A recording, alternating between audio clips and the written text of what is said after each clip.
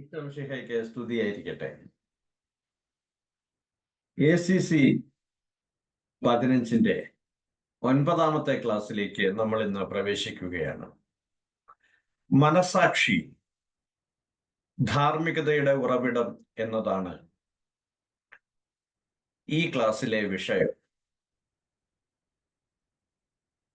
ധാർമ്മിക ദൈവശാസ്ത്രത്തിൽ ഏറെ പ്രതിപാദിച്ചിരിക്കുന്ന ഒരു പ്രതിഭാസമാണ് മനസാക്ഷി എന്നത്.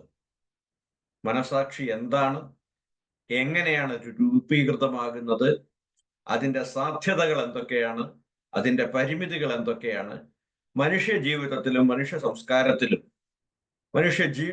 സമൂഹത്തിലും മുഴുവനായും മനസാക്ഷിയുടെ പ്രസക്തി എന്താണ് എന്നതാണ് ഇന്നത്തെ പഠന വിഷയം.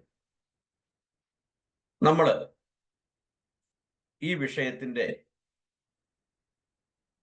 വിശദീകരണങ്ങളിലേക്ക് കടക്കാം.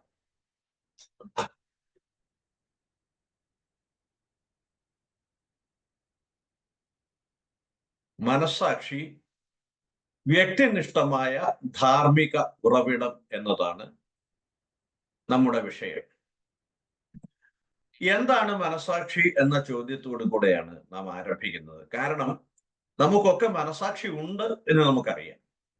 ഇതുവരെയും നമ്മൾ അത് എന്താണ് എന്ന് വ്യവച്ഛേദിച്ചറിഞ്ഞ് തീരുമാനിച്ചിട്ടില്ല എന്നുള്ളത് കൊണ്ട് അതിനെ ഒരു മൂന്നാം കക്ഷി എന്ന നിലയ്ക്ക് നമ്മളല്ലാത്ത ഒരാള് എന്ന നിലയ്ക്ക് നമ്മുടെ മനസാക്ഷിയെ നമ്മൾ പരിശോധിക്കാവുന്ന സന്ദർഭങ്ങൾ അപൂർവമായിരിക്കുന്നു എന്നതിനാൽ എന്താണ് മനസാക്ഷി എന്നതിനെ സംബന്ധിച്ച ഒരറിവ് നമുക്ക് തൽക്കാലം കേവല അറിവ് നമുക്ക് നേടാം.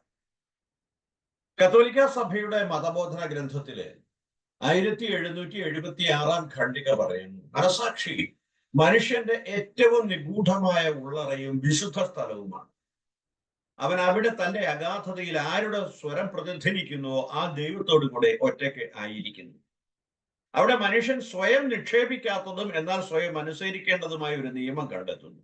3 കാര്യങ്ങളാണ് ഇവിടെ 1776 നമ്മളോട് പറയുന്നത്.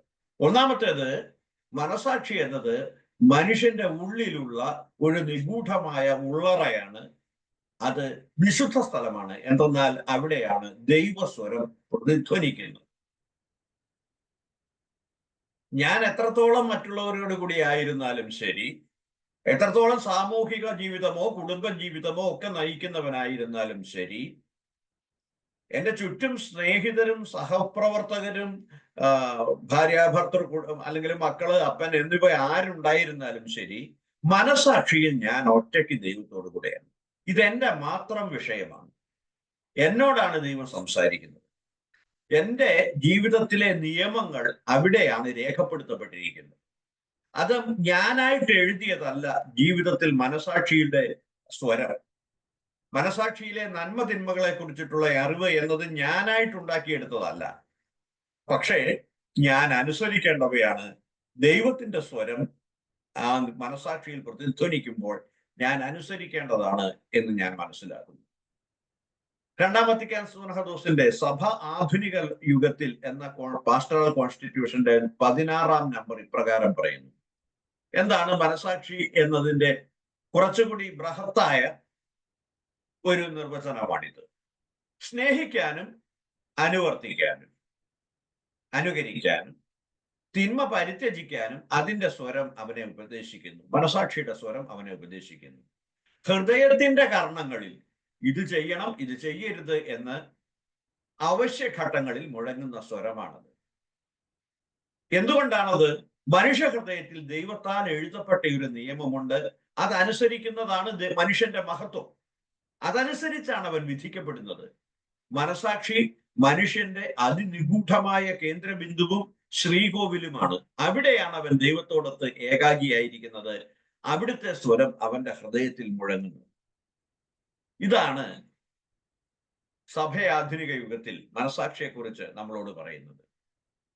അപ്പൊ നമ്മള് മനസാക്ഷി എന്താണെന്ന് കണ്ടു. ഇനി മനസാക്ഷി വ്യക്തിനിഷ്ഠമായ ധാർമ്മിക ഉറവിടം എന്ന ആശയത്തെ നമ്മൾ ഒന്ന് ആഴത്തിൽ സമീപിക്കുകയാണ്. ബെനഡിക്ട് 16 പാപ്പ പറഞ്ഞു, മനുഷ്യന്റെ എല്ലാ കാലഘട്ടങ്ങളിലും മനുഷ്യ പുരോഗതിയുടെ വിവിധ സാഹചര്യങ്ങളിലും കേവല ധാർമ്മികത ഒരുപോലെയാണ്. ഇതൊരു ഇത്തിരിയുടെ ആഴത്തിൽ ചിന്തിക്കേണ്ടുന്ന ഒരു സംഗതിയാണ്. അതായത് ലോകത്തിലെ ഏത് സമൂഹത്തിലും ഏത് സമുദായത്തിലും ഏത് മതത്തിലും ഏത് മനുഷ്യരിലും കൊല്ലരുത്, വ്യഭിചാരം ചെയ്യരുത്, മോഷ്ടിക്കരുത്, കള്ളസാക്ഷി പറയരുത്. ഈ പ്രമാണങ്ങളെല്ലാം സ്വമേധയാ രേഖപ്പെടുത്തപ്പെട്ടിട്ടുണ്ട്. അക്കാരണത്തെ അങ്ങനെ ഒരു സമൂഹം രൂപീകരിക്കപ്പെട്ടു എന്ന കാരണത്താൽ തന്നെ ആ സമൂഹത്തിൽ ഇതൊക്കെയും ലിഖിതമോ അലിഖിതമോ ആയ, പൂർണ്ണമോ അപൂർണമോ ആയ തോതിൽ അവിടെ ഉണ്ടായിരുന്ന നിയമങ്ങളാണ്. ലോകത്തിൽ ഇന്ന് വരെ ഒരു സമൂഹത്തിലും ഒരു വ്യക്തിയിലും മോഷണം നല്ലതാണ് എന്ന് രേഖപ്പെടുത്തപ്പെട്ടിട്ടില്ല. വ്യഭിചാരം നല്ലതാണ് എന്ന് രേഖപ്പെടുത്തപ്പെട്ടിട്ടില്ല. പ്രത്യേകിച്ച് സ്വാഭാവികമായ ഒരു നിയമം എന്ന നിലയ്ക്ക് ഈ കേവല ധാർമ്മികത എന്ന് പറയുന്ന സംഗതി, അതായത് അടിസ്ഥാനപരമായ സദാചാരവും അടിസ്ഥാനപരമായ ധാർമ്മികതയും മനുഷ്യന്റെയും വിവിധ മതങ്ങളുടെയും സംസ്കാരങ്ങളുടെയും സമൂഹത്തിന്റെയും മനസ്സിൽ രേഖപ്പെടുത്തപ്പെട്ടിരിക്കുന്നു. അത് ദൈവത്താൽ രേഖപ്പെടുത്തപ്പെട്ടതാണ്. അതാണ് മനുഷ്യന്റെ മഹത്വത്തിന്റെ അടിസ്ഥാനം. റോമാലേഖനം 2-ാം അധ്യായം 15-ാം തിരുവചനം മനസ്സാക്ഷി ക്രിസ്തീയ മനസ്സാക്ഷിയിൽ മാത്രം ഒതുങ്ങി നിൽക്കുന്നതല്ലെന്നും ക്രിസ്തീയതയിൽ മാത്രമല്ല ദൈവസ്വരം പ്രതിധ്വനിക്കുന്നത് എന്നുമുള്ള പൗലോസിന്റെ ആശയത്തെ സ്പഷ്ടമാക്കുന്നു. നിയമത്തിന്റെ അനുശാസനം തങ്ങളുടെ ഹൃദയങ്ങളിൽ എഴുതപ്പെട്ടിരിക്കുന്നു എന്ന് അവർ സ്പഷ്ടമാക്കുന്നു. അവർ എന്നത് വിജാതികളുടെ കാര്യമാണ് പറയുന്നത്. അവരുടെ മനസാക്ഷി അതിന് സാക്ഷ്യം നൽകുന്നു. അവരുടെ വൈരുദ്ധ്യമാർന്ന വിചാരങ്ങൾ അവരെ കുറ്റപ്പെടുത്തുകയോ ന്യായീകരിക്കുകയോ ചെയ്യും. അതുകൊണ്ട് ക്രിസ്തീയതയുടെ ഒരു ഉൽപ്പന്നമോ ക്രിസ്തീയത ഹൃദയത്തിൽ ഉണ്ട് എന്നുണ്ടെങ്കിൽ അതിന് മാത്രം സംശുദ്ധമാകുന്ന ഒരു സവിശേഷ ഘടകമോ അല്ല മനസാക്ഷി. മനസാക്ഷി എന്നത് മനുഷ്യനായി പിറന്ന ഓരോരുത്തരുടെയും ഹൃദയത്തിലുള്ള ദൈവസ്വരമാണ്. മനസാക്ഷി എങ്ങനെയാണ് രൂപീകരിക്കപ്പെട്ടത്? നമ്മള് സൃഷ്ടിയുടെ പുസ്തകത്തില് നമ്മള് മനുഷ്യനെ സൃഷ്ടിക്കുന്നത് കാണുന്നുണ്ട്. അതുപോലെ തന്നെ മറ്റ് സസ്യമൃഗാദികളെ ഒക്കെ സൃഷ്ടിക്കുന്നത് കാണുന്നുണ്ട്. എന്നാൽ മനുഷ്യന്റെ സൃഷ്ടിക്ക് ഒരു പ്രത്യേകതയുണ്ട്. അവിടെ ദൈവത്തിന്റെ ആത്മാവ് റൂഹ് മനുഷ്യനിലേക്ക് ദൈവം നിശ്വസിച്ചതായി നാം വായിക്കുന്നു. അതാണ് തന്റെ ഛായയിലും രൂപത്തിലും മനുഷ്യനെ സൃഷ്ടിച്ചുകൊണ്ട് തന്റെ ആത്മാവിനെ നിക്ഷേപിച്ചതാണ് മനുഷ്യന്റെ മഹത്വത്തിന്റെ അടിസ്ഥാനം. അവന് സ്വാതന്ത്ര്യമുണ്ട്. ദൈവത്തിന്റെ സ്വാതന്ത്ര്യമുള്ളതുപോലെ തന്നെ ദൈവത്തിന്റെ സ്വാതന്ത്ര്യത്തിന്റെ ഒരു സാദൃശ്യം അവനിലുമുണ്ട്. അത് വ്യക്തമാക്കാനായിട്ട് നമുക്ക് മൃഗവും മനുഷ്യനും തമ്മിലുള്ള വ്യത്യാസം നമ്മൾ നോക്കിയാൽ മതി. മൃഗം എന്ന് പറയുന്നത് ഏത് മൃഗമാണെങ്കിലും ഒരു നിശ്ചിത രീതിയിലേ നമ്മളോട് പ്രതികരിക്കാറുള്ളൂ. കഴുതയാണെങ്കിൽ തല്ലിയാലോ ഓടിക്കുള്ളൂ. തിരിച്ചു നിന്നിട്ട് എന്താ നീ എന്നെ തല്ലിയതെന്ന് ചോദിക്കില്ല. ഒരു പ്രതിഷേധവും ഉണ്ടാവില്ല. കുതിരയാണെങ്കിൽ ഓടിച്ചാൽ ഓടിക്കൊള്ളും. പക്ഷിയാണെങ്കിൽ പറത്തിവിട്ടാൽ പറന്നുകൊള്ളും. കേവലമായ വളരെ ആദ്യമേ തന്നെ മുൻകൂട്ടി നിശ്ചയിക്കപ്പെട്ട വളരെ ഒരു പ്രത്യേകതയുമില്ലാത്ത ഒരു ചട്ടക്കൂട്ടിൽ ഒതുങ്ങി നിൽക്കുന്ന ഒരു പ്രവണതയെ അതിനുള്ളൂ. ഒരു മുൻവിധിയും വേണ്ട അത് എന്ത് ചെയ്യും എന്നുള്ളത്. എന്നാൽ മനുഷ്യനെ സംബന്ധിച്ചിടത്തോളം അങ്ങനെയല്ല. മനുഷ്യനെ സംബന്ധിച്ചിടത്തോളം അവന്റെ മുമ്പിലുള്ള സാധ്യതകളെ അവൻ എങ്ങനെ വേണമെങ്കിലും വിനിയോഗിക്കാം. അവന് തിന്മയായിട്ടോ നന്മയായിട്ടോ വിനിയോഗിക്കാം. സമൂഹത്തിന് ഉപകാരപ്രദമായിട്ടോ സമൂഹത്തിന് ഉപകാരമില്ലാതെയോ ഉപയോഗിക്കാം. തെരഞ്ഞെടുപ്പുകളിൽ അവന് പ്രവചനാതീത പ്രവണതകളാണ്. ഒരു മനുഷ്യനെ നമ്മൾ കവിളത്തടിച്ചു ഒന്ന് വിചാരിക്കുക. നീ എന്തിനാണ് എന്നെ തല്ലിയതെന്ന് ഒരുവൻ ചോദിച്ചേക്കാം. ഒന്നും പറയാതെ ഒരാൾ തിരിഞ്ഞോടിയേക്കാം. മറ്റൊരാൾ എന്തിനാണ് ഓടുന്നുമില്ല, എന്തിനാ തല്ലിയെന്ന് ചോദിക്കുന്നുമില്ല. രണ്ടെണ്ണം നമ്മുടെ കവിളത്തേക്ക് തന്നേക്കാം. നാലാമതൊരുവൻ നിയമത്തിന്റെ മുമ്പിലേക്ക് നമ്മളെ കൊണ്ടുപോയേക്കാം. അഞ്ചാമതൊരുവൻ പുച്ഛഭാവത്തിൽ നോക്കിയേക്കാം. ആറാമൻ സ്നേഹിത നീ എന്നെ തല്ലിയോ എന്ന് സ്നേഹത്തോടു കൂടി ചോദിച്ചേക്കാം. പ്രവചനാതീതമാണ് മനുഷ്യന്റെ റെസ്പോൺസസ്, പ്രതികരണങ്ങൾ. ഈ എന്തുകൊണ്ടാണ് പ്രവചനാതീതമായിരിക്കുന്നത്? ഓരോ പ്രചോദനത്തോടും പ്രതികരിക്കാനുള്ള, വ്യത്യസ്ത രീതിയിൽ പ്രതികരിക്കാനുള്ള അവന്റെ സ്വാതന്ത്ര്യമാണ്. ഈ സ്വാതന്ത്ര്യത്തെ കുറിച്ച് അതെന്തുകൊണ്ടാണ് ആ സ്വാതന്ത്ര്യം അപ്രകാരമായിരിക്കുന്നത്? ഒരുവൻ തല്ലിയിരിക്കുന്നതും മറ്റവൻ തലോടിയിരിക്കുന്നതും ഒരുവൻ സ്നേഹത്തോടു കൂടി സംസാരിക്കുന്നതും അതേ പ്രതികരണത്തിന് ഒരുവൻ വെറുപ്പോടുകൂടിയും പുച്ഛത്തോടു കൂടിയും സംസാരിക്കുന്നതും എന്തുകൊണ്ടാണ്? കത്തോലിക്ക സഭയുടെ മതബോധന ഗ്രന്ഥം 1732 ഇപ്രകാരം പറയുന്നു: സ്വാതന്ത്ര്യം അതിന്റെ പരമനന്മയായ ദൈവത്തോട് നിർണായകമായി ബന്ധിക്കപ്പെടാത്തിടത്തോളം കാലം നന്മയ്ക്കും തിന്മയ്ക്കും ഇടയിൽ തെരഞ്ഞെടുപ്പ് നടത്തുന്നതിന് സാധ്യതയുണ്ട്. ഈ സ്വാതന്ത്ര്യത്തിന്റെ വിനിയോഗമാണ്. എത്രത്തോളം ദൈവവുമായി അടുക്കുന്നോ അത്രത്തോളം നന്മയുടെ തെരഞ്ഞെടുപ്പ് നാം നടത്തും. എത്രത്തോളം ദൈവത്തിൽ നിന്ന് അകലെയാണോ അത്രത്തോളം തിന്മയുടെ സാധ്യതകൾ നമ്മുടെ തെരഞ്ഞെടുപ്പുകളിൽ കൂടും. നേരെ തിരിച്ച് ദൈവമില്ലാത്ത ഒരു അവസ്ഥയാണെങ്കിൽ നന്മയ്ക്കും തിന്മയ്ക്കും സ്വതന്ത്രമായ അനേകം സാധ്യതകൾ നമ്മുടെ മുമ്പാകെ നിൽക്കുകയും ചെയ്യും. CCC 1799 ഇപ്രകാരം പറയുന്നു. അത് വളരെ വ്യക്തമാക്കി പറയുന്നു. ഒരു ധാർമ്മിക തെരഞ്ഞെടുപ്പിനെ നേരിടുമ്പോൾ മനസാക്ഷിക്ക് ഒന്നുകിൽ യുക്തിക്കും ദൈവിക നിയമത്തിനും അനുസൃതമായ ശരിയായ വിധി തീർപ്പുണ്ടാക്കാൻ കഴിയും, റൈറ്റ് ഡിസിഷൻ. അല്ലെങ്കിൽ യുക്തിക്കും ദൈവിക നിയമത്തിന് നേരെ വിരുദ്ധമായ എതിരായ തെറ്റായ വിധി തീർപ്പുണ്ടാക്കാൻ കഴിയും, റോങ് ഡിസിഷൻ. ഇത് രണ്ടും ചെയ്യുന്നത് ഒരേ മനസ്സാണ്, ഒരേ മനസാക്ഷിയാണ്. രണ്ട് സാധ്യതകൾക്ക് ഒരേ കാരണമായിരുന്നിരിക്കാം. ഇതിന്റെ എന്തുകൊണ്ടാണ് രണ്ട് സാധ്യതകളിൽ ഒരു കാരണത്തിന് രണ്ട് സാധ്യതകൾ ഉണ്ടാകുന്നത്? മനസാക്ഷി രൂപീകരണമാണ് തീരുമാനങ്ങളെ സ്വാധീനിക്കുന്നത് എന്നതിനാൽ മനസാക്ഷി രൂപീകരണം മനുഷ്യന്റെ ഏറ്റവും മഹത്തായ ഒരു പ്രക്രിയയാണ് എന്ന് നാം അറിയുന്നു. എത്ര കൂടുതൽ ശരിയായി മനസാക്ഷി ശക്തിപ്പെടുത്തുന്നുവോ അത്ര കൂടുതൽ വ്യക്തികളും സമൂഹവും അന്ധകാരത്തിന്റെ സ്വാധീനത്തിൽ നിന്ന് പിന്മാറുകയും ധാർമ്മികതയുടെ വസ്തുനിഷ്ഠമായ നിയമങ്ങളോട് അനുരൂപപ്പെടാൻ പരിശ്രമിക്കുകയും ചെയ്യുന്നു. എത്ര കൃത്യമായിട്ട് നമ്മൾ എത്ര അടിസ്ഥാനപരമായിട്ട് ദൈവത്തോട് അടുക്കുന്നു അതനുസരിച്ചിട്ട് പരസ്നേഹ പ്രവർത്തികളും ദൈവസ്നേഹ പ്രവർത്തികളും മനുഷ്യന്റെ സമൂഹത്തിൽ വർദ്ധിക്കും. അനേകർക്ക് ആഹാരം കൊടുക്കും, തളർന്നവനെ ആശ്വസിപ്പിക്കും, വികലാംഗനെ നമ്മൾ പുനരധിവസിപ്പിക്കും, കണ്ണുനീര് തുടച്ചു കളയും. എന്നാൽ മനസാക്ഷി ശക്തിപ്പെടാതിരിക്കുന്ന സാഹചര്യങ്ങളുള്ള ഒരു സമൂഹത്തില്, അങ്ങനെ മനസാക്ഷി തെറ്റായ രീതിയിൽ രൂപീകരിക്കപ്പെട്ട ആളുകൾ ഭരിക്കുന്ന സംസ്ഥാനത്തില്, അല്ലെങ്കിൽ രാജ്യത്ത്, അല്ലെങ്കിൽ നിയമമുള്ള സമൂഹത്തില്, സമുദായത്തില് വികലാംഗൻ ഒരു ഭാരമായിരിക്കും. ഉപേക്ഷിക്കപ്പെടേണ്ടുന്ന ഒരു മാംസകഷണമായി വൃദ്ധർ രൂപാന്തരപ്പെടും. ദരിദ്രർ തുടച്ചു നീക്കപ്പെടേണ്ടുന്ന ഒരു ഘടകമായി സമൂഹത്തിൽ വിശേഷിപ്പിക്കപ്പെടും. ഗർഭം എന്നത് ആശുപത്രികളിലെ ബക്കറ്റിലേക്ക് എറിയപ്പെടേണ്ടുന്ന പിണ്ടങ്ങളായി കണക്കാക്കപ്പെടും. അത് കുഞ്ഞുങ്ങളായിട്ട് ഒരിക്കലും അംഗീകരിക്കുകയില്ല. ആസന്ന മരണരെ മാന്യമായി മരിക്കാൻ അനുവദിക്കുന്നതിന് പകരം അവിടെ ദയാവധം എന്ന പേരിൽ കൊലപാതകന്മാർ അരങ്ങേറും.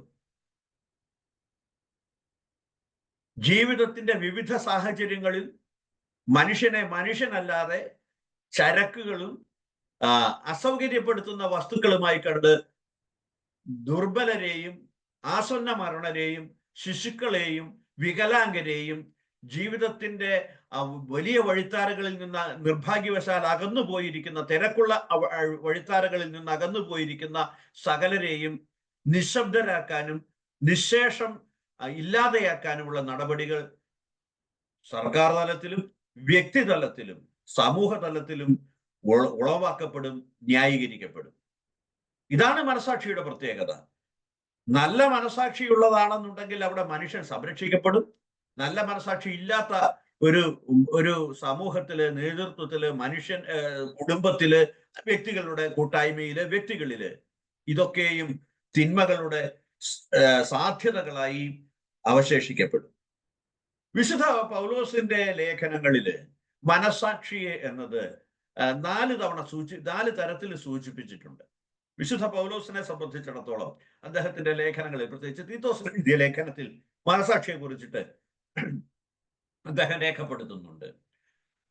ക്ഷമിക്കണം, തിമോത്തിയോസിന് എഴുതിയ ലേഖനങ്ങളില് 1 തിമോത്തി 1:4, 5 ഇത് എഫെസൂസിലെ ജനങ്ങൾക്ക് വേണ്ടിയുള്ള തിമോത്തിയേക്ക് എഴുതിയിരിക്കുന്ന നിർദ്ദേശമാണ്.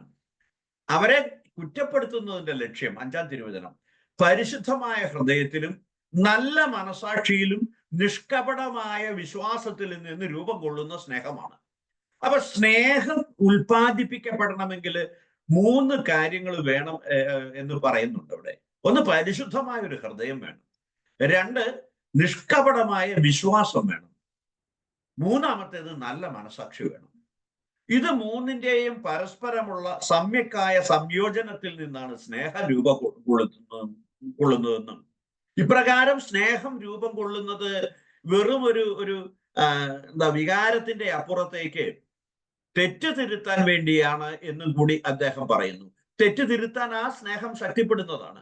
അതുകൊണ്ടാണ് കുറ്റപ്പെടുത്തുന്നതിന്റെ ലക്ഷ്യം എന്ന് എഫേസ്യർക്ക് എഴുതിയ ലേഖനത്തിൽ അദ്ദേഹം പറയുന്നത്. കുറ്റപ്പെടുത്തുന്നുണ്ട്, അത് വെറുപ്പ് കൊണ്ടല്ല, വൈരാഗ്യം കൊണ്ടല്ല, ദ്രോഹബുദ്ധി കൊണ്ടല്ല, പ്രത്യുത സ്നേഹം കൊണ്ടാണ്. ആ സ്നേഹം രൂപപ്പെടുന്നത് പരിശുദ്ധമായ ഹൃദയത്തിലാണ്, നല്ല മനസാക്ഷിയിലാണ്, നിഷ്കപടമായ വിശ്വാസത്തിലാണ്. അവിടെ നല്ല മനസാക്ഷി എന്ന് പറയുന്നത് ദൈവത്തോട് ഒട്ടിച്ചേർന്ന് ദൈവസ്വരം കേൾക്കുന്ന മനസാക്ഷി എന്നാൽ എന്താണ് എന്ന് നമുക്ക് മനസ്സിലാകുന്നു. അതൊരു തിരുത്തൽ ശക്തി പോലുമാണ് എന്നല്ല, ഒരു തിരുത്തൽ ശക്തി കൂടിയാണ്.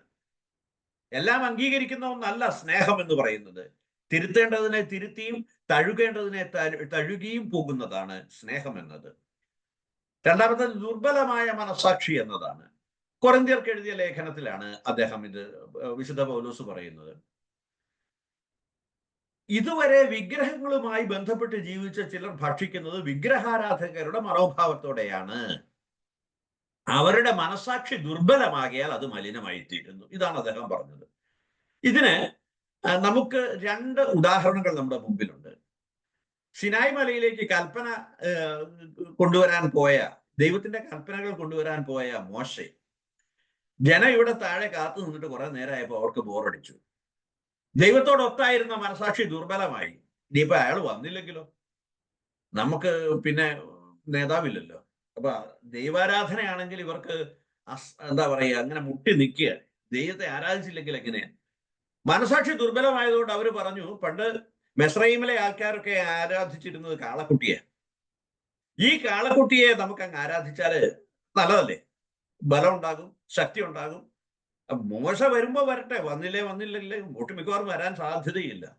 അങ്ങനെ ദൈവത്താൽ നയിക്കപ്പെട്ട് സിനായ് മലയുടെ താഴെ എത്തിയ അവർ അഹറോനെ പ്രേരിപ്പിച്ച് നിർബന്ധിപ്പിച്ച് ഒരു വേള ഭീഷണിപ്പെടുത്തി പോലും ആയിരിക്കാം.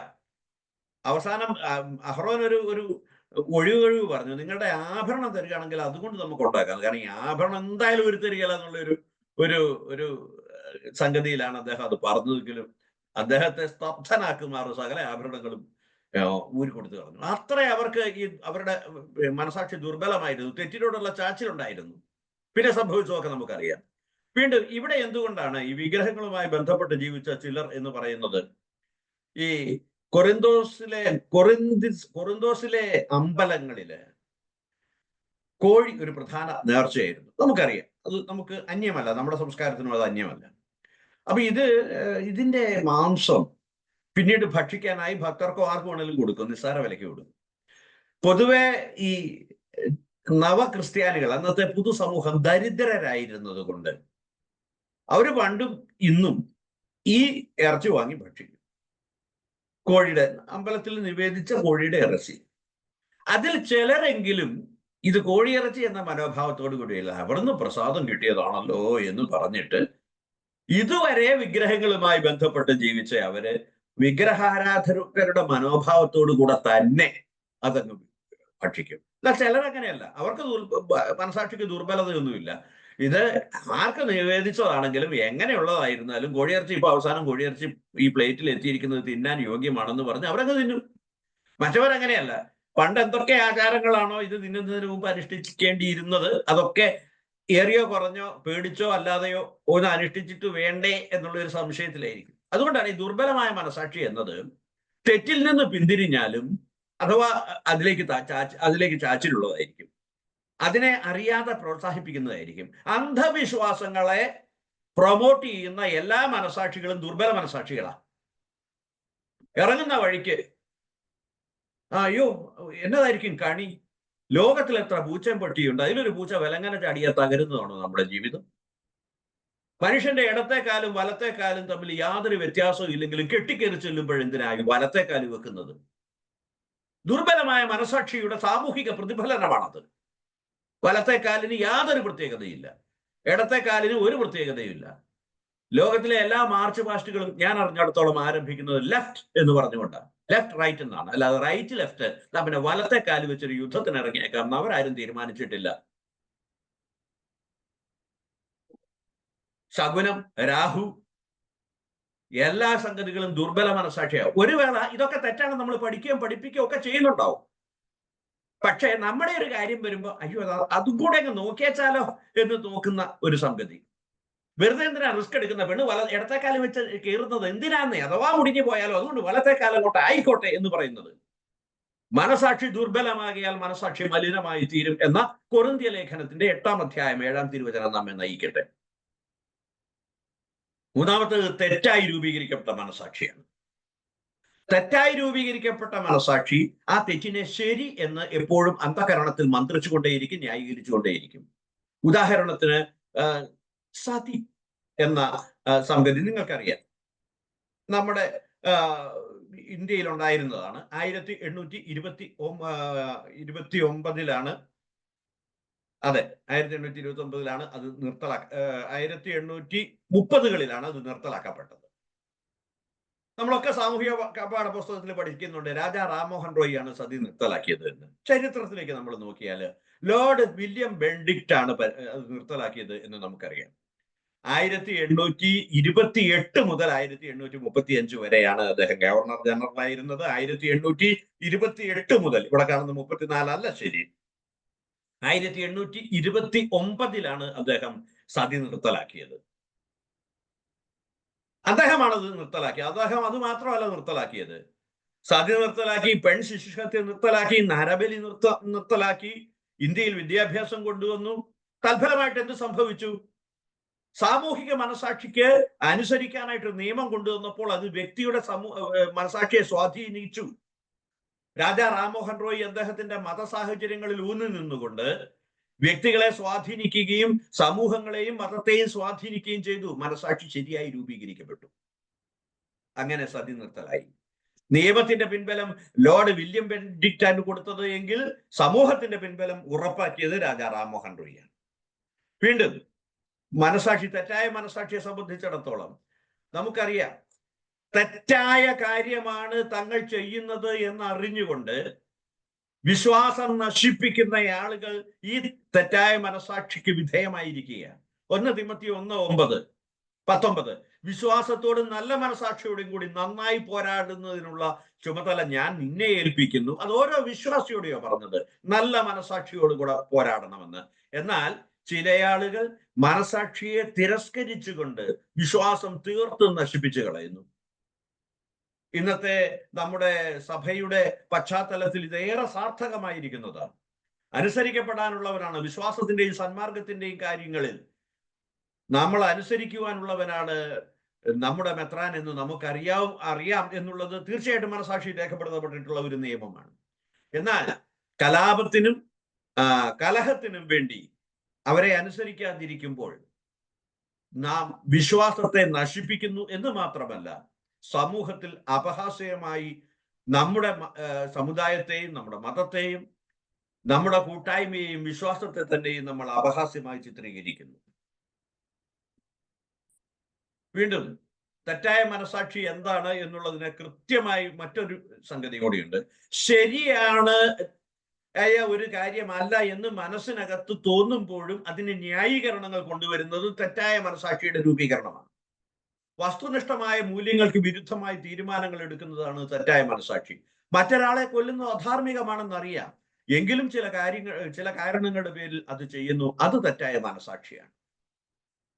ഒരാൾക്ക് ഒരിക്കലും മറ്റൊരാളെ കൊല്ലരുത് എന്ന് അറിയാമെങ്കിൽ തന്നെ വ്യക്തിപരമായ വിരോധം മൂലം അല്ലെങ്കിൽ രാഷ്ട്രീയമായ കാരണങ്ങൾ മൂലം, എന്ത് കാരണങ്ങളാലും ആകട്ടെ, ഈ കാരണങ്ങളൊന്നും കൊല്ലരുത് എന്ന എന്ന കൽപ്പനയെ മറികടക്കുന്നതാവരുത്, ഒരിക്കലും ആയിരിക്കരുത്.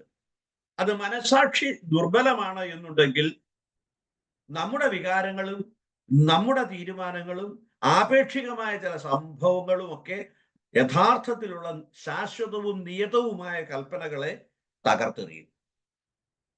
അങ്ങനെയുള്ളവന്റെ മനസാക്ഷി ഈശോയുടെ ഭാഷയിൽ പറഞ്ഞാൽ മണലിൽ പണിയപ്പെട്ട ഭവനം പോലെയായിരിക്കും. വികാരങ്ങൾ വന്നു, കാരണങ്ങൾ വന്നു, അവന്റെ മനസാക്ഷി പോയി. എന്നാൽ നന്നായി പണിയപ്പെട്ട ക്രിസ്തീയ മനസാക്ഷിയുള്ള ഒരുവന്റെ മനസ്സ്, ഒരുവന്റെ ഒരു മനസാക്ഷി, അത് പാറമേൽ പണിയപ്പെട്ട ഭവനമാണ്. അത് ശാശ്വതമായ കർത്താവിന്റെ നിയമത്തിൽ ആനന്ദിക്കുന്ന മനസാക്ഷിയാണ്. ഒരിക്കലും അത് മറ്റൊരാളുടെ പ്രവർത്തനം കൊണ്ട് അതിനകത്ത് രേഖപ്പെടുത്തപ്പെട്ടിട്ടുള്ള ദൈവത്തിന്റെ നിയമങ്ങൾക്ക് വിരുദ്ധമായി പ്രവർത്തിക്കാൻ ആ മനസാക്ഷി അവനെ അനുവദിക്കുകയില്ല, അവൻ ചെയ്യുകയില്ല. അടുത്തത്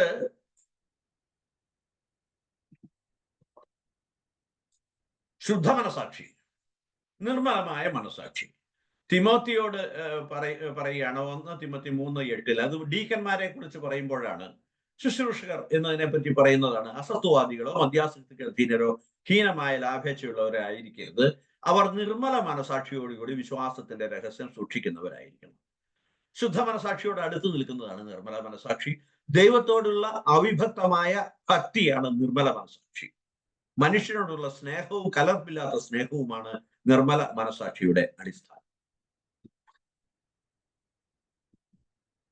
ഇനി നമ്മള് 3 പ്രത്യേക വസ്തുനിഷ്ഠമായ 3 സവിശേഷ ധർമ്മങ്ങൾ, ധാർമ്മികതയുടെ വസ്തുനിഷ്ഠമായ മാനദണ്ഡമാണ് മനസാക്ഷി എന്ന് നമ്മൾ കണ്ടു. ഈ മനസാക്ഷിയുടെ 3 സവിശേഷ ധർമ്മങ്ങളെ കുറിച്ചിട്ടാണ് നമ്മൾ പഠിക്കുന്നത്. 3 കർത്തവ്യങ്ങളെ കുറിച്ചിട്ട്. ഒന്ന്, മനസാക്ഷിക്ക് നന്മ കണ്ടെത്താനുള്ള ആഭിമുഖ്യവും കഴിവും ഉണ്ടായിരിക്കണം. നന്മയാണ് അത് കണ്ടെത്തേണ്ടത്. രണ്ടാമത്തേത്, ഒരു പ്രത്യേക സാഹചര്യത്തിൽ ചെയ്യേണ്ട നന്മ അല്ലെങ്കിൽ ഒഴിവാക്കേണ്ട തിന്മ കണ്ടെത്തണം. 3, ഒരു പ്രത്യേക സാഹചര്യത്തിൽ താൻ ചെയ്യേണ്ട നന്മയെ കുറിച്ചുള്ള വിധി തീർപ്പ് ഈ മനസാക്ഷിയാണ് പറയേണ്ടത്. ഇതെന്തിനാ ഈ 3 കാര്യങ്ങൾ പറയുന്നതെന്ന് ചോദിച്ചാല്, മനസാക്ഷി എന്നത് തിന്മ ചെയ്യാനുള്ള അനുവാദം കൊടുക്കുന്ന ഒരു ഓഫീസ് അല്ല, സ്വയം ന്യായീകരിക്കാനുള്ള ഒരു സംഗതിയുമല്ല, ഒരു അവസ്ഥയുമല്ല. അത് ദൈവത്തിന്റെ സ്വരം ശ്രീകോവിലാണെന്നാണ് നമ്മൾ ആദ്യം വിശേഷിപ്പിച്ചത്. ദൈവത്തിന്റെ സ്വരം ശ്രവിക്കുന്ന വിശുദ്ധ ഇടമാണ് അത്. ഹൃദയത്തിന്റെ ഉള്ളിലാണ്. ഞാൻ ഒറ്റയ്ക്കാണ് അത് ശ്രവിക്കുന്നത്. ഇത് ശ്രവിച്ചാൽ മാത്രം പോരാ, 3 കാര്യങ്ങൾ ചെയ്യണം. ഒന്ന്, നന്മ കണ്ടെത്തണം. ഒരു സാഹചര്യത്തിലെ നന്മ എന്താണെന്നുള്ളത് കണ്ടെത്തി അത് മനസ്സിലാക്കി അതിനോട് താല്പര്യം വേണം അത് ചെയ്യാനുള്ള കഴിവ്. രണ്ടാമത്തേത്, ചെയ്യേണ്ട നന്മ എന്താണെന്ന് കണ്ടെത്തിയാൽ മാത്രം പോരാ, ഒഴിവാക്കേണ്ട തിന്മ എന്താണെന്ന് കൂടെ കണ്ടെത്തണം. എന്ത് തിന്മയാണ് ഇവിടെ ചെയ്യാതിരിക്കേണ്ടത്? ഞാൻ അല്ലെങ്കിൽ ഞങ്ങള് അല്ലെങ്കിൽ സമൂഹം എന്ത് തിന്മയാണ് ചെയ്യാതിരിക്കേണ്ടത്? ചെയ്യേണ്ടുന്ന നന്മ എന്താണ്? മൂന്നാമത്തേത്, ഒരു പ്രത്യേക സാഹചര്യത്തിൽ ഞാൻ എന്ത് നന്മയാണ് ചെയ്യേണ്ടത് എന്നതിനെ കുറിച്ചുള്ള കൃത്യമായ തീരുമാനം.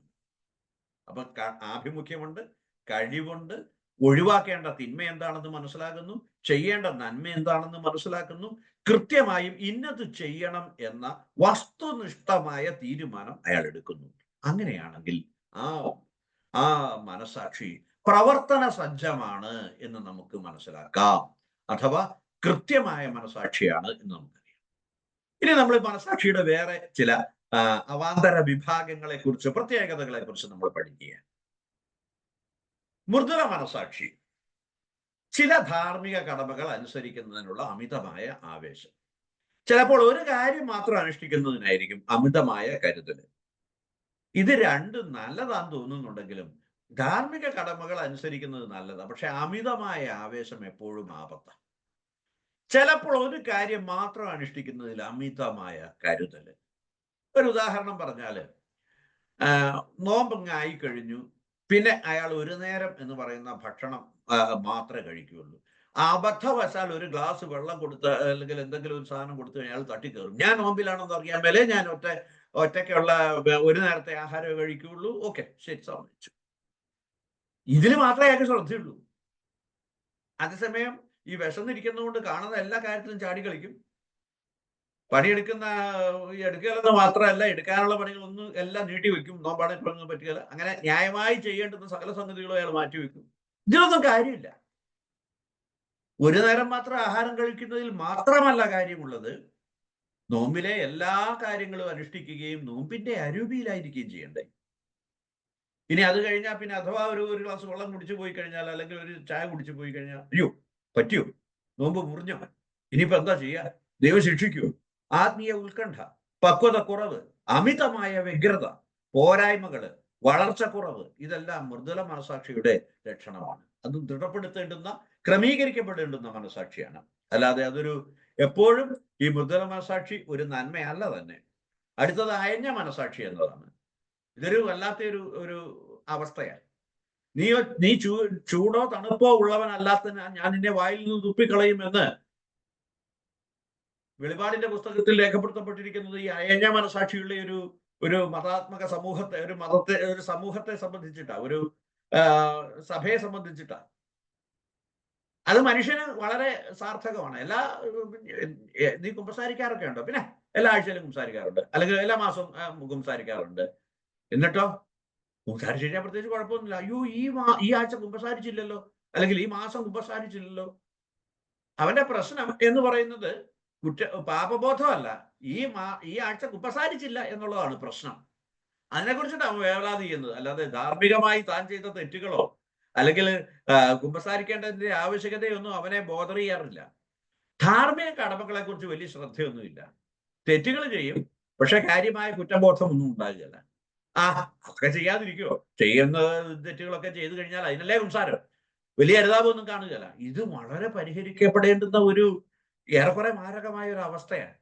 കാരണം എന്താ വെച്ചാൽ ഈ അയഞ്ഞ മനസാക്ഷി എന്നത് ഉള്ളവൻ പ്രവചനാതീതമായ രീതിയിൽ എന്ത് വേണമെങ്കിലും ചെയ്യുകയും ചെയ്യും, അതിനൊക്കെ ന്യായീകരണം ഉണ്ടാവുകയും ചെയ്യും. അതുകൊണ്ട് ശരിക്കും പറഞ്ഞാൽ to know about the excuses എന്നുള്ളതാണ് അവന്റെ ഒരു മുദ്രാവാക്യം. അതായത് എന്തുകൊണ്ട് താനിത് ചെയ്തില്ല എന്നതിനൊരു ന്യായീകരണം എപ്പോഴും ഉണ്ടാവും. പക്ഷേ അതല്ല ശരി. അയാൾ ദൃഢമായ ഉറപ്പുള്ള മനസാക്ഷിയായിട്ട് വരുമ്പോൾ നോ എക്സ്ക്യൂസസ് എന്നുള്ള അവസ്ഥയിലേക്ക് വരും. ആ കെയും ഡബ്ല്യു അങ്ങ് മാറ്റിക്കളയും. പലപ്പോഴും നമ്മുടെ അവസ്ഥ ഇങ്ങനെയൊക്കെ തന്നെയാണ്.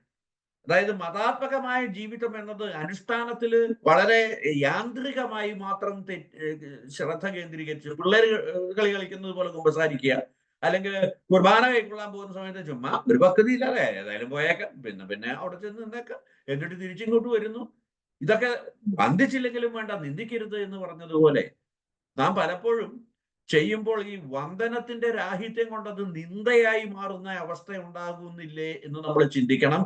ചിന്തിക്കുന്നത് അങ്ങനെ ഉണ്ട് എന്നുണ്ടെങ്കിൽ അതിന്റെ അർത്ഥം അയഞ്ഞ മനസാക്ഷിയിൽ ജീവിക്കാൻ നമ്മൾ സ്വയം പ്രേരിതരാകുന്നു എന്നുള്ളത്. അടുത്തത് ചഞ്ചല മനസാക്ഷി, പെർപ്ലക്സ്ഡ്. സന്നിഗ്ധ മനസാക്ഷി, ഡൗട്ട്ഫുൾ കോൺഷ്യസ്. ഡൗട്ട്ഫുൾ കോൺഷ്യസ് എന്ന് പറഞ്ഞു കഴിഞ്ഞാൽ അത് വേണോ ഇത് വേണോ, അവർക്ക് പ്രത്യേകിച്ച് ഒരു സാധ്യതയെ കുറിച്ചിട്ട് അതിന്റെ കൃത്യമായ ഒരു ധാരണകളൊന്നും ഉണ്ടാകില്ല. കൃത്യമായ ധാരണ ഇല്ല എന്ന് പറഞ്ഞാല് ഏതായാലും തരക്കേടില്ല, ഏതായാലും ഇതിനകത്ത് ഏതാ വേണ്ടത്, അത് വേണോ ഇത് വേണോ എന്നറിയാതെ ഉഴലും. പ്രത്യേകിച്ച് രണ്ട് സാധ്യതകളും തിന്മകളിലും തിന്മയുണ്ടെങ്കിൽ അതിനകത്ത് കമ്പാരിറ്റീവായിട്ട് ലെസ്സർ ഈവിൾ ഉള്ളത് തിരഞ്ഞെടുക്കുന്നത് എങ്ങനെയാണെന്ന് അയാൾക്ക് അറിയുണ്ടാവില്ല. കുറഞ്ഞ തിന്മ ഏതാണ്, അതിന് പകരം രണ്ട് തിന്മയാണല്ലോ, ഒന്നും എടുക്കാൻ പറ്റുകയല്ലോ എന്ന് പറഞ്ഞിട്ട് അയാൾ ഇങ്ങനെ തീരുമാനമെടുക്കാതെ തീരുമാനം ഇങ്ങനെ നീട്ടിക്കൊണ്ട് പോകും. അങ്ങനെ ഏതെങ്കിലും ഒരാളോട് എന്ന് ചോദിക്കുകയും ചെയ്യും, അത് അബദ്ധമാണെങ്കിൽ അത് സ്വീകരിക്കുകയും ചെയ്യും. ശരിക്കും പറഞ്ഞാൽ ഈ സന്നിഗ്ധ മനസാക്ഷി, ഡൗട്ട്ഫുൾ കോൺഷ്യസും അല്ലെങ്കിൽ പെർപ്ലക്സ്ഡ് കോൺഷ്യസും ഈ നല്ല കൗൺസിലിങ്ങിലൂടെ, നല്ല ബന്ധങ്ങളിലൂടെ, നല്ല ആത്മരൂപീകരണത്തിലൂടെ, നല്ല ഫോർമേഷനിലൂടെ അതിനെ നമുക്ക് ഉറപ്പുള്ള മനസാക്ഷിയായി മാറ്റാൻ കഴിയും. മാറ്റുന്നതിനുള്ള എല്ലാ സാധ്യതകളും നിലവിലുണ്ട്. ഇനി അടുത്തത് സംശയ മനസാക്ഷിയാണ്. ഈ സംശയ മനസാക്ഷി എന്ന് പറഞ്ഞാല് വേറൊന്നുമല്ല, ചെയ്ത എല്ലാ കാര്യവും പൂർണ്ണമാണോ എന്നുള്ള സംശയമാണ്. സ്ക്രൂപ്പുലസ്. അതൊരു ഗുരുതരമായൊരു സംഗതിയാണ്. കുമ്പസാരം കഴിഞ്ഞിട്ട് ഇങ്ങോട്ട് വരുമ്പോൾ പാപം എല്ലാം മോചിക്കപ്പെട്ടോ, ഞാനെല്ലാം പറഞ്ഞോ? പാപം പറഞ്ഞാലും ഇല്ലെങ്കിലും കർത്താവേ ഞാൻ പാപിയാണല്ലോ. ചിലർക്ക് പള്ളിയിൽ പോയി തിരിച്ചു വന്നു കഴിഞ്ഞപ്പോൾ ഞാൻ അന്നേരം ഒരു ചെറിയൊരു അങ്ങോട്ടും ഇങ്ങോട്ടും നോക്കിയായിരുന്നു, ഇനിയിപ്പോ ആ ബലി സ്വീകരിക്കപ്പെട്ടോ, എന്റെ പ്രാർത്ഥന കേട്ടോ, എന്റെ നേർച്ച ഫലിച്ചോ? സത്യത്തില് അവര് നിരന്തരമായി മാനസിക പീഡനം അനുഭവിച്ചുകൊണ്ടിരിക്കുകയാണ്. അവരുടെ പ്രവൃത്തിയിലൊന്നും ഒരു പ്രശ്നവും സത്യത്തിലില്ല. ഈ പ്രവൃത്തിയെക്കുറിച്ചുള്ള അവരുടെ ധാരണകളിലാണ് പ്രശ്നം. അതുകൊണ്ട് അവർക്ക് നല്ല കൗൺസിലിംഗ് വേണം, നല്ല സപ്പോർട്ട് വേണം. എല്ലാം ക്ഷമിക്കുന്ന, എല്ലാത്തിന്റെ മാനുഷിക ബലഹീനതകളിലേക്ക് കണ്ണടയ്ക്കുന്ന ദൈവത്തെയാണ് നീ സ്വീകരിക്കുന്നത് എന്നുള്ള ബോധ്യം അവന് കൊടുക്കും തോറും ഈ സംശയ മനസാക്ഷി ഉറപ്പുള്ള മനസാക്ഷിയായി വരും. എന്നാൽ എന്താണ് ഉറപ്പുള്ള മനസാക്ഷി? തന്റെ തീരുമാനം ശരിയാണെന്ന് സാമാന്യമായി ഉറപ്പുള്ള മനസാക്ഷിയാണ്. അതായത് സന്നിഗ്ധ മനസാക്ഷിയല്ല, അതില്ലാത്തതാണ് സന്നിഗ്ധ മനസാക്ഷി. തന്റെ തീരുമാനങ്ങളെ കുറിച്ച് അയാൾക്ക് ഉറപ്പുണ്ടാക്കാൻ കാരണം മറിച്ചുള്ള ന്യായമൊന്നും ഇല്ല. സാധാരണ ധാർമ്മിക വിഷയങ്ങളിൽ അനാവശ്യമായ സംശയങ്ങളോ അന്വേഷണവും ഇല്ലാതെ നമുക്ക് ജീവിക്കാൻ സാധിക്കുന്നത് ഉറപ്പുള്ള മനസാക്ഷി ഉള്ളതുകൊണ്ട്. പോകുന്ന വഴിക്ക് ഒരു പട്ടിയെ കണ്ടു. പട്ടി നമ്മളെ കടിക്കുമെന്ന് ഉറപ്പുണ്ടെങ്കിൽ നമ്മളൊരു വടി അങ്ങ് എടുത്തു. പട്ടി ഓടിപ്പോയി. പട്ടിയും കൂടെയുള്ളതല്ലേ വഴി. അയ്യോ, പട്ടിയെ ഞാൻ തല്ലുമായിരുന്നോ? ഈ സംശയമൊന്നുമില്ല. എന്നെ രക്ഷിക്കേണ്ടത് എന്റെ കടമയാണ്. അതുകൊണ്ട് ഞാൻ ചിലപ്പോൾ പട്ടിക്കിട്ട് ഏറും വെച്ചു കൊടുത്തേക്കാം. പട്ടിയെ എറിയുന്നത് ഒരിക്കലും ധാർമ്മികമായി ശരിയല്ല എന്നൊക്കെ പറയുന്നുണ്ടെങ്കിലും മറിച്ചൊന്ന് ചെയ്യാൻ സാധ്യതയില്ലാത്തതിനാൽ ശരിയാണ്. അത്ര തന്നെയുള്ളൂ. അനുദിന ജീവിതത്തിലെ തെരഞ്ഞെടുപ്പുകളിൽ നമ്മൾ ഈ ഉറപ്പുള്ള മനസാക്ഷി ആയതുകൊണ്ട് നമുക്ക് ഈ മനസാക്ഷിയുടെ പ്രവർത്തനം പെട്ടെന്ന് മനസ്സിലാക്കാൻ പറ്റുകയില്ല. ഒരാൾ വീണ് കിടക്കുന്നു, ഉറപ്പുള്ള മനസാക്ഷിയാണ് എന്നുണ്ടെങ്കിൽ അത് പിന്നെ അയ്യോ അയാൾ എന്തുകൊണ്ടായിരിക്കും വീണത്? കോവിഡ് ആണോ? ഇനി പകരുമോ? അതൊന്നും സംശയമൊന്നും ഉണ്ടായില്ല. അയാളെ എഴുന്നേൽപ്പിച്ചു, അയാൾക്ക് വെള്ളം കൊടുത്തു. എന്താ പറ്റിയത്? ഇന്നതാണ്. അങ്ങനെയാണെങ്കിൽ നമുക്കൊരു ഡോക്ടറെ എടുത്തു പോകും. അയാൾക്ക് ഉറപ്പുണ്ട് ആ കാര്യത്തില്. സഹായിക്കണം എന്നുള്ള ഉറപ്പുണ്ട്, സംശയങ്ങളില്ല. ആരെയും കാണുമോ? ഇയാളെ എഴുന്നേൽപ്പിക്കുന്നത് കുറ്റകരമാണോ? ഇനിയിപ്പോ ഇയാൾ മനഃപൂർവ്വം വീണ് കിടക്കുന്നതാണോ? ഈ വക ഒരു ചോദ്യവും ഇല്ല അയാൾക്ക്. മറിച്ചുള്ള തീരുമാനങ്ങളൊന്നും ഇല്ലാത്തത് കൊണ്ടും സാധ്യതകളൊന്നും ഇല്ലാത്തത് കൊണ്ടും അയാൾ ഉറപ്പുള്ള ഒരു മനസാക്ഷിക്ക് അനുസരിച്ചിട്ട് ജീവിതത്തിന്റെ സാധാരണ തിരഞ്ഞെടുപ്പുകളിൽ അയാൾ പ്രവർത്തിക്കുന്നു. കടപ്പെടുത്തുന്ന മനസാക്ഷി എന്നൊന്നുണ്ട്. അതെന്താ ചോദിച്ചാൽ, ഞാൻ അത് ചെയ്യണമെന്ന് എന്റെ ഹൃദയത്തിന്റെ അന്തരാളത്തിൽ തോന്നുന്നുണ്ടെങ്കിൽ അത് ഞാൻ ചെയ്യേണ്ടതാണ് എന്നുണ്ടെങ്കിൽ അതിന്റെ അർത്ഥമാണ് ബൈൻഡിങ് കോൺഷ്യസ്. അതിന്റെ പേരാണത്. ഒരാൾ അനുസരിക്കാൻ കടപ്പെട്ട മനസാക്ഷി, അത് ദൈവസ്വരമാണ്. അതിനെതിരെ നീങ്ങരുത്. നമ്മെ കടപ്പെടുത്തുന്ന മനസാക്ഷി എന്താണ്? ഉറപ്പുള്ള മനസാക്ഷി. അനുസരിക്കാൻ കടപ്പെട്ട മനസാക്ഷിക്ക് നിഷേധിച്ചു പോയവരാണ് നമ്മുടെ പുരോഹിതനും നമ്മുടെ ലേവായനും. എന്നാൽ അവർക്കും അറിയാമായിരുന്നു ഈ രോഗി അവിടെ ഒരുവൻ അവിടെ കിടപ്പുണ്ടെന്ന്. പക്ഷെ അവരുടെ മനസാക്ഷിയെ അവർ നന്നായി ഫോം ചെയ്യപ്പെട്ട മനസാക്ഷിയുടെ ഉടമകളാണ്. കാരണം ധർമ്മവിജ്ഞാനീയത്തിന്റെ കാര്യത്തിൽ അവർ രണ്ടുപേരും അവസാന വാക്കുകളാണ്. ലേവിയുടെ ഗോത്രത്തിൽപ്പെടുന്നവരാ, നന്നായി പഠിച്ചവരുമാണ്. പക്ഷെ എന്താ സംഭവിച്ചത്? അവരുടെ മനസാക്ഷി അവരോട് സംസാരിച്ചതിനെ അവർ നിരാകരിച്ചു എന്നാണ് നാം മനസ്സിലാക്കുന്നത്. എന്നാൽ അവിടെ ഒരു കടപ്പെടുത്തുന്ന മനസാക്ഷിയുമായി ഒരു പാവപ്പെട്ട മനുഷ്യൻ വന്നു, ഒരു ശബ്രായക്കാരൻ. അവൻ അത്ര വലിയ വിവരവും വിദ്യാഭ്യാസവും ഒന്നും അവരെ പോലെ ഒന്നും ഇല്ല, ഒക്കെ ഉണ്ടാവും. എന്നാലും അവരെ പോലെ അത്ര വലിയ കേമമായിട്ടുള്ള ഒരു സമുദായത്തിലോ സമൂഹത്തിലോ ഒന്നും അല്ല അവനുള്ളത്. പക്ഷെ അവന്റെ മനസാക്ഷി അവനെ കടപ്പെടുത്തി. അത് ഉറപ്പുള്ള മനസാക്ഷിയായിരുന്നു. അവന്റെ ആ മനുഷ്യന്റെ അടുത്ത് ചെന്നു. പിന്നെ വിവിധങ്ങളായ പ്രവർത്തനങ്ങളിലൂടെ അവന്റെ മനസാക്ഷി അവൻ അംഗീകരിച്ചു, അവൻ അനുസരിച്ചു. മനസാക്ഷി രൂപീകരണം എങ്ങനെയാണ്? ദൈവവചനത്തിന്റെ ബോധ്യങ്ങളും നമ്മുടെ വിശ്വാസത്തിന്റെ ഉൾക്കാഴ്ചകളും സഭയുടെ പ്രബോധനവും സ്വാഭാവിക നിയമത്തിന്റെ അടിസ്ഥാന പ്രമാണങ്ങൾ നമ്മുടെ മനസാക്ഷിയെ രൂപപ്പെടുത്താൻ നാം അനുവദിക്കണം. അപ്പൊ ദൈവവചനം വേണം, വിശ്വാസത്തിന്റെ ഉൾക്കാഴ്ചകൾ വേണം, സഭയുടെ പ്രബോധനങ്ങൾ വേണം, സ്വാഭാവിക നിയമങ്ങൾ. അതായത് നേരത്തെ തന്നെ നമ്മൾ പറഞ്ഞു, നമ്മുടെ ഹൃദയത്തിന്റെ ശ്രീകോവിൽ എഴുതപ്പെട്ടിരിക്കുന്നതാണ്. എല്ലാ മനുഷ്യരുടെ ഹൃദയങ്ങളിൽ എഴുതപ്പെട്ടിരിക്കുന്നതാണ് സ്വാഭാവിക നിയമങ്ങൾ. അതിനോടൊപ്പം ഈ സ്വാഭാവിക നിയമങ്ങളുടെ ആ ഒരു സഞ്ചയത്തിലേക്ക് സഭയുടെ പ്രബോധനങ്ങൾ കടന്നു ചെല്ലുന്നു. വിശ്വാസത്തിന്റെ ഉൾക്കാഴ്ചകള്, ദൈവവചനത്തിന്റെ ബോധ്യങ്ങള്, കൗദാശിക ജീവിതം, ക്രിസ്തീയ കൂട്ടായ്മ, ഇതെല്ലാം കൂടി ചെല്ലുമ്പോൾ നമ്മുടെ മനസാക്ഷി കൂടുതൽ ധർമ്മനിഷ്ഠമായും വസ്തുനിഷ്ഠമായും രൂപപ്പെടും. എത്രമാത്രം ഒരാളുടെ മനസാക്ഷി ഉന്നതമായി വരുന്നു, ഇതിനോടൊക്കെ അനുസരിച്ച് നിൽക്കുന്നോ, അതനുസരിച്ച് അവന്റെ മനസാക്ഷി ഭംഗിയായി, ക്രമമായി, മനോഹരമായി രൂപീകരിക്കപ്പെട്ടതാണ് എന്ന് നമുക്ക് പറയാം.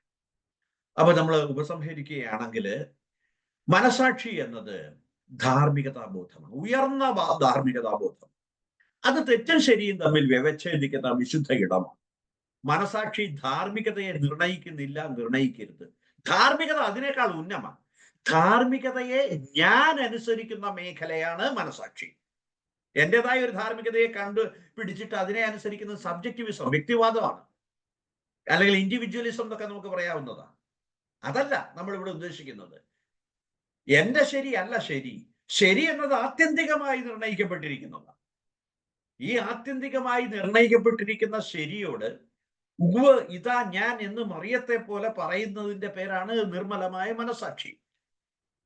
ശരിയുടെ യഥാർത്ഥ ഉത്ഭവ കേന്ദ്രമായിരിക്കുന്ന ദൈവത്തിന്റെ, നന്മയുടെ യഥാർത്ഥ ഉറവിടമായിരിക്കുന്ന ദൈവത്തിന്റെ സാന്നിധ്യത്തെ ഹൃദയത്തിൽ അനുഭവിക്കുന്നതിന്റെ പേരാണ് മനസാക്ഷിയുടെ ശബ്ദം. അതുകൊണ്ടാണ് അവിടെ പറയുന്നത് മനസാക്ഷി എന്നത് ധാർമ്മികതയെ നിർണയിക്കുന്നില്ല. ധാർമ്മികത ദൈവത്തിൻ്റെതാണ്. ദൈവ സാമീപ്യത്തിന്റെ പേരാ ധാർമ്മികത. ആ ദൈവ സാമീപ്യത്തോട് ഇതാ ഞാൻ എന്ന് പറയുന്നതിന്റെ പേരാണ് മനസാക്ഷി. ധാർമ്മികത ദൈവദത്തമാണ്. ആ ദൈവത്തിലേക്ക് നമ്മുടെ മനസാക്ഷി തിരിഞ്ഞിരിക്കുമ്പോഴാണ് നന്നായി രൂപീകരിക്കപ്പെട്ട മനസാക്ഷി നമുക്കുണ്ടാകുന്നത്. മനസാക്ഷി രൂപീകരണത്തെ കുറിച്ച് രണ്ടാം വത്തിക്കാൻ കൗൺസില് സഭ ആധുനിക യുഗത്തില് എന്നതിലെ പാസ്റ്ററൽ കോൺസ്റ്റിറ്റ്യൂഷന്റെ പാസ്റ്ററൽ കോൺസ്റ്റിറ്റ്യൂഷൻ 43-ാമത്തെ ഖണ്ഡിക വളരെ വളരെ വളരെ കൃത്യമായ ഒരു സംഗതി നമുക്ക് തരുന്നു. വൈദികരിൽ നിന്ന് ആത്മായർ വിളിച്ച് ആത്മീയ ശക്തിയും പ്രതീക്ഷിക്കണം. എങ്കിലും അജപാലകരെ എപ്പോഴും ഉയർന്നു വരുന്ന താങ്കളുടെ എല്ലാ ചോദ്യങ്ങൾക്കും ഗൗരവമേറിയവയ്ക്കും കൃത്യമായ മറുപടി ഉടൻ നൽകാൻ തക്കവണ്ണം വിദഗ്ധരായി കണക്കിലെടുക്കരുത്. അവരതിനുവേണ്ടി നിയോഗിക്കപ്പെട്ടവരാണെന്ന് ധരിക്കരുത്. നിന്റെ മനസാക്ഷി നീയാ രൂപീകരിക്കേണ്ടത്. കൃത്യമായി പറഞ്ഞാല് വേറെ ഏതെങ്കിലും വാട്സാപ്പിലുള്ള പ്രബോധനം വഴിയായിട്ടോ അല്ലെങ്കിൽ അതുവഴിയായിട്ടോ ഇതുവഴിയായിട്ടോ അല്ല മനസ്സിലാക്കേണ്ടത്. നീയും നിന്റെ ദൈവവും തമ്മിലുള്ള ബന്ധത്തിന്റെ ആത്യന്തിക ഫലമാണ് നിന്റെ മനസാക്ഷി. ആത്മായർ ക്രിസ്തീയ വിവേകത്താൽ പ്രകാശിതരായി ആധികാരിക പ്രബോധനങ്ങളിൽ ശ്രദ്ധ ചെലുത്തി അവരുടേതായ ഭാഗം നിർവഹിക്കേണ്ടിയിരിക്കുന്നു.